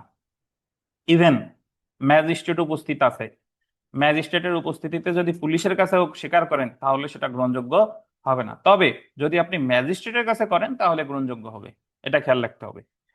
তো তাহলে 25 এবং 26 ধারার মধ্যে পার্থক্য হলো যে পুলিশের কাছে দোষ স্বীকার কখনোই গ্রহণযোগ্য হবে না 25, আর 26 ধারা হলো পুলিশ হেফাজতে থাকা অবস্থায় যদি অন্য কোনো তৃতীয় ব্যক্তির কাছে দোষ স্বীকার করেন, সেটাও গ্রহণযোগ্য হবে না। যদি প্রশ্ন আসে তাহলে ম্যাজিস্ট্রেটের উপস্থিতিতে যদি আমি পুলিশের কাছে দোষ স্বীকার করি, তাহলে কি গ্রহণযোগ্য হবে? না, তাহলেও হবে না। এখন দেখেন, 26 ধারাটি প্রযোজ্য হবে পুলিশ ব্যতীত অন্য কোনো ব্যক্তির নিকট দোষ স্বীকার করা হলে, অর্থাৎ পুলিশ ব্যতীত অন্য কোনো ব্যক্তির নিকট দোষ স্বীকারোক্তি প্রদান করা হলে অনুরূপ দোষ স্বীকারোক্তি অপ্রাসঙ্গিক হবে। উক্ত দোষ স্বীকারোক্তি পুলিশ হেফাজতে উক্ত দোষ স্বীকারোক্তি পুলিশ অফিসারের হেফাজতে থাকা অবস্থায় এবং ম্যাজিস্ট্রেটের উপস্থিতি ব্যতীত প্রদত্ত হয়। তাহলে 25 এবং 26-এর মূল কথা হলো যে পুলিশের কাছে দোষ স্বীকারোক্তি কখনোই গ্রহণযোগ্য হবে না, এবং 26-এ বলছে যে পুলিশ হেফাজতে থাকা অবস্থায় যদি দোষ স্বীকার করেন অন্য কারো কাছে, সেটাও গ্রহণযোগ্য হবে না। তাহলে ঝটপট আমরা 4টা ধারা শিখে ফেললাম যে প্ররোচনা, হুমকি, প্রতিশ্রুতি, এই 3টা যদি থাকে দোষ স্বীকার করে, সেটার আইনগত ভিত্তি নেই 24, আর এই 3টা যদি না থাকে দোষ স্বীকার করে গ্রহণযোগ্য হবে 28। পুলিশের কাছে দোষ স্বীকারোক্তির কোনো আইনগত ভিত্তি নাই 25। পুলিশ হেফাজতে থাকা অবস্থায় অন্য কারো কাছে দোষ স্বীকার করলেও আইনগত ভিত্তি নেই 26। দেখেন, দ্য এভিডেন্স অ্যাক্ট 1872-এর 28 ধারা অনুসারে প্রতিশ্রুতি, ভীতি বা প্রলোভনজনিত ধারা অপসারণের পর প্রদত্ত স্বীকারোক্তি প্রাসঙ্গিক, 28 ধারা। তো এখানে যে প্রশ্ন আছে এগুলো কষ্ট করে পড়ে ফেলবেন, বিশেষ করে সর্বশেষ প্রশ্নটা যদি পড়ি, যে জুডিশিয়াল কনফেশন হলো ম্যাজিস্ট্রেট কর্তৃক লিপিবদ্ধ আসামির দোষ স্বীকার। চার্জ গঠনের সময় যে দোষ স্বীকার করলে সেটাকে কিন্তু কনফেশন বলে না, সেটাকে বলে গিলটি প্লিট। আর জনগণের নিকট দোষ স্বীকার করলে সেটাকে বলে হচ্ছে আপনার এক্সট্রা জুডিশিয়াল কনফেশন। পুলিশের নিকট দোষ স্বীকারের যদি করে সেটাও এক্সট্রা জুডিশিয়াল কনফেশন। ম্যাজিস্ট্রেট কর্তৃক লিপিবদ্ধ যে দোষ স্বীকার সেটাই হচ্ছে জুডিশিয়াল কনফেশন। তো সেলফ প্র্যাকটিসের 2 নম্বর প্রশ্নটা যদি দেখেন, সাক্ষ্য আইনের অধীন দোষ স্বীকারোক্তি কত প্রকার হতে পারে, এখানে এটা আসলে সঠিক না, 2, 3 দুইটাই সঠিক। আর মোটামুটি যে প্রশ্ন আছে এগুলো সেলফ প্র্যাকটিস পড়ে ফেলেন। আজকে এ পর্যন্তই, ভালো থাকেন। আর আগামী দিন আমরা 27 ধারা থেকে আলোচনা করবো ইনশাল্লাহ। আল্লাহ হাফেজ, আসসালামু আলাইকুম।